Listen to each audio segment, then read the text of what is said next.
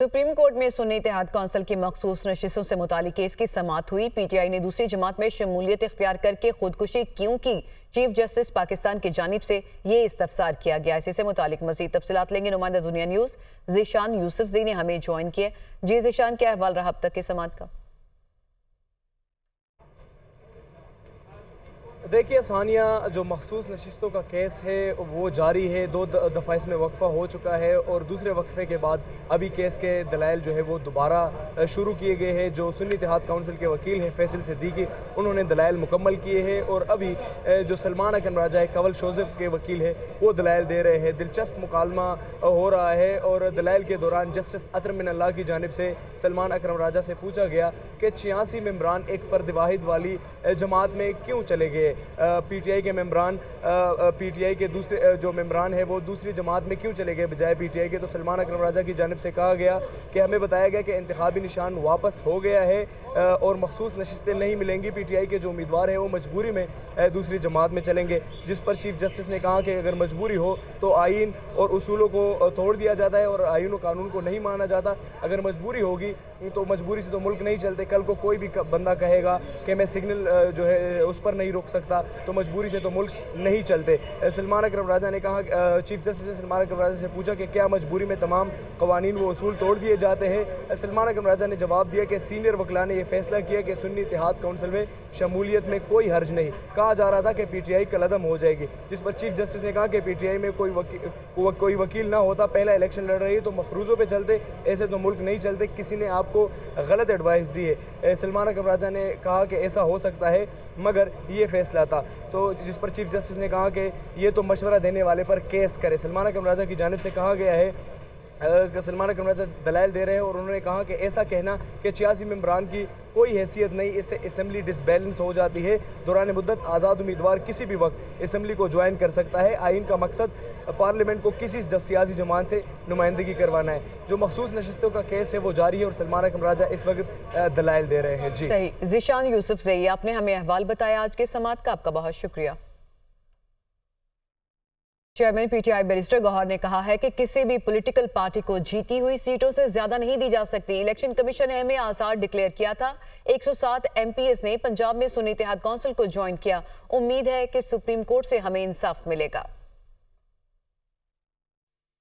हमने पीटीआई के बे कैंडिडेट्स है, चूंकि इलेक्शन कमीशन ने हमें इंडिपेंडेंट डिक्लेयर किया था, इसलिए रिटर्निंग कैंडिडेट्स के नोटिफिकेशन आने के बाद विद इन 3 डेज़ हमारे 86 एमएनएज़ ने सुन्नी इत्तेहाद काउंसिल को ज्वाइन किया। इसी तरह 107 एमपीए ने पंजाब में सुन्नी इत्तेहाद काउंसिल को ज्वाइन किया। इसी तरह 91 एमपीए ने केपीके में सुन्नी इत्तेहाद काउंसिल को ज्वाइन किया और 9 एमपीए ने सिंध में सुन्नी इत्तेहाद काउंसिल को ज्वाइन किया। और वो ज्वाइन करने का नोटिफिकेशन इलेक्शन कमीशन ने इशू किया हुआ है नेशनल असम्बली का। कानून के मुताबिक आर्टिकल 51 के मुताबिक किसी भी पॉलिटिकल पार्टी को उसकी जीती हुई सीटों से ज़्यादा सीटें नहीं मिल सकती। यही आइन की तशरीह है। हमें उम्मीद है इंशाअल्लाह सुप्रीम कोर्ट आइन की तशरीह इसके रूह के मुताबिक करेगी। इस रूह के मुताबिक अमल करते हुए इंशाअल्लाह ताला ये सीटें उस पार्टी को देगी जिसका ये हक है, उस पार्टी को ये सीटें मिलेगी। इस्लामाबाद हाई कोर्ट ने इलेक्शन कमीशन का रिटायर्ड जजेस का नोटिफिकेशन मुअत्तल कर दिया। जस्टिस तारिक महमूद जहांगीरी पर मुश्तमिल ट्राइब्यूनल बहाल। अदालत ने अली बुखारी की मुतफरिक दरख्वास्त पर भी नोटिस जारी किए। इलेक्शन कमीशन बताए जज साहब कैसे जानिबदार थे। इस्लामाबाद हाई कोर्ट की जानिब से ये पूछा गया और इस्लामाबाद हाई कोर्ट का अंजुम वकील को शोकॉज नोटिस जारी, 7 रोज में जवाब तलब कर लिया।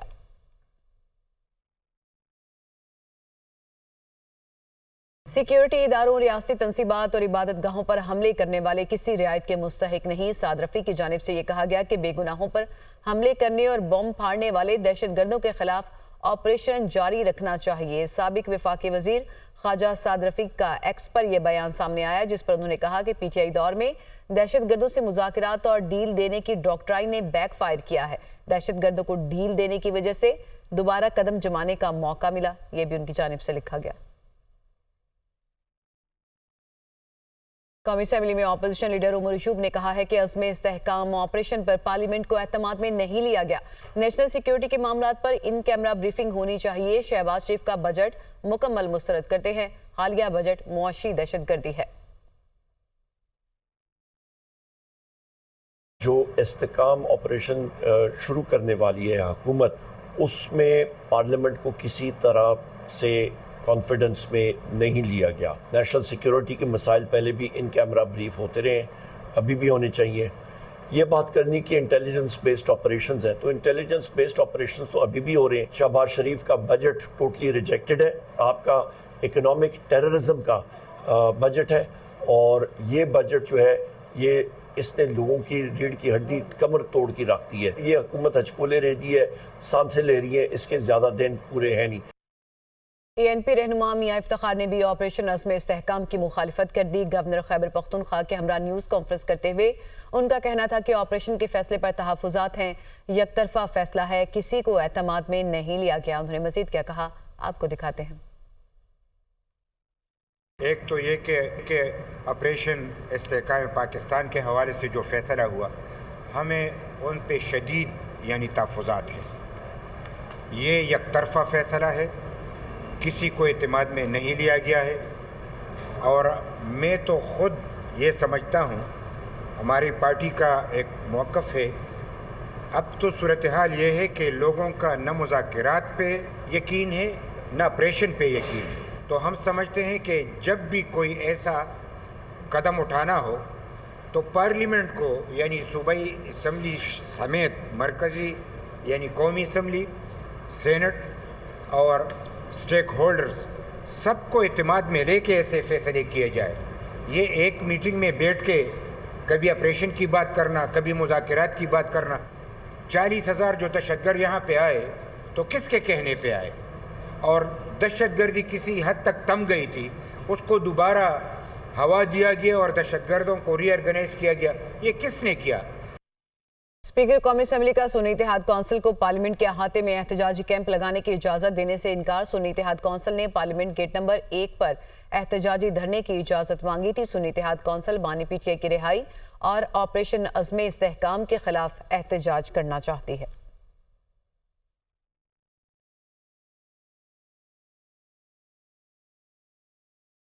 सदर मुस्लिम लीग नून नवाज शरीफ से राना सनाउल्लाह और ख्वाजा साद रफीक की मुलाकात हुई है। राना सनाउल्लाह ने नवाज शरीफ को पीपल्स पार्टी से मुज़ाकरात से मुतालिक आगाह किया है। नवाज शरीफ की पार्टी रहनुमाओं से तंजीम नौ के हवाले से भी गुफ्तगू हुई है। मजीद तफसीलात लेंगे। ब्यूरो चीफ लाहौर हसन रजा ने हमें ज्वाइन किया। जी हसन रजा, किन अमूर पर गुफ्तगू हुई? मजीद मुस्लिम लीग नून के सदर मियां मोहम्मद नवाज शरीफ जो उन्होंने सियासी सरगर्मियों का बाकायदा आगाज कर दिया है, सीनियर लीगी रहनुमा माराथन में मौजूद थे, जहां पर मुस्लिम लीग नून के सदर नवाज शरीफ की सरबराही में इजलास भी हुआ।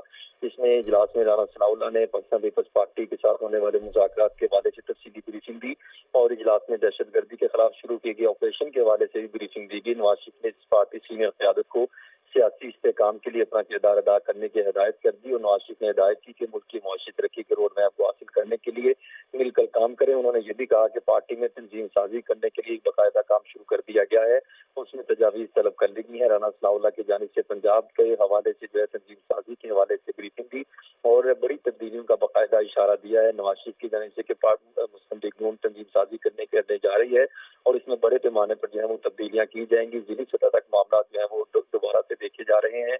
इसी तरह जो ऑपरेशन की तरह जो इस्तेहकाम में जो है वो ऑपरेशन शुरू करने की बाकायदा मंजूरी दी है पूरे पाकिस्तान में। नवाज शरीफ की जानिब से इस ऑपरेशन को सराहा। उन्होंने कहा ये मुसलसल इसको जारी रखना चाहिए, हमें इसको सपोर्ट करना होगा। उन्होंने पाकिस्तान पीपल्स पार्टी के साथ होने वाले मुज़ाकरात के हवाले से कुछ खदशात का इज़हार किया कि पंजाब में उनको कैसे पॉलिटिकल स्पेस दी जा सकती है। इस पर जो है वो दोबारा से सिरे मामला का जायजा लेना होगा। इस पर जो है वो भी इस इजलास में मामला ज़ेरे गौर लाए गए हैं। जी हसन रजा, आपने तफसीलात बताई, आपका शुक्रिया। स्पीकर पंजाब असेंबली मलिक अहमद खान ने मोहम्मद जुबैर के इल्जामात को मुस्तरद कर दिया। पंजाब असेंबली में मीडिया से गुफ्तगू करते हुए उनका कहना था मोहम्मद जुबैर ने नवाज शरीफ और जनरल बाजवा की मुलाकात के बारे में झूठ बोला। ये मुलाकात कैसे खुफिया रह सकती है जिसका इल्म सिर्फ मोहम्मद जुबैर को है। उन्होंने मजीद क्या कहा, आपको दिखाते हैं। लगता है कि जुबैर साहब ने जो ये बात की है मियां नवाज शरीफ साहब के हवाले से और जनरल बाजवा के हवाले से, इससे बड़ा झूठ, he has just lied through his teeth. उनका ये कहना कि ये मुलाकातें लंदन में जाकर हुई हैं, मैं इसको बिल्कुल मुस्तरद करता हूँ। और मैं ये समझता हूँ कि जो उनका ये इल्ज़ाम है कि उसमें उन्होंने कोई कॉन्स्पिरेसी की पहले और उसके बाद इमरान खान की हुकूमत ख़त्म हुई, ये मुकम्मल तौर पर एक लगव बात है। और ये मुलाकात कैसे इतनी डिस्क्रीट रह सकती है जिसका सिर्फ मोहम्मद ज़ुबैर को इल्म हो? इस तरह की मूवमेंट अभी हो सकती है कि इस तरह मख्फी रहे और पोशीदा रहे? कब ये मुलाकात हुई, कहाँ ये मुलाकात हुई, कैसे ये मुलाकात हुई, किस वक्त जनरल बाजवा यहाँ से गए? तो शायद ऐसी बात कर गए हैं जिस पर उनको काफ़ी उलझन भी आ सकती है। इमिग्रेशन के रिकॉर्ड्स में ये बात ज़रूर होगी कि जनरल बाजवा कब लैंड किए, कब गए। ऐसा कोई रिकॉर्ड अवेलेबल नहीं होगा कि मियां नवाज शरीफ साहब की मुलाकात कहीं हो रही हो और वो भी जनरल बाजवा से हो रही हो और वो बिल्कुल किसी अंडरग्राउंड में जाके बैठ के कर रही है। कैसे मुमकिन हो सकता है? मैं समझता हूँ कि दोनों फ्रीकैन दे रिजर्व द राइट टू, इस पर उनके खिलाफ उनको लीगल एक्शन इनिशिएट करने का हक हासिल होगा।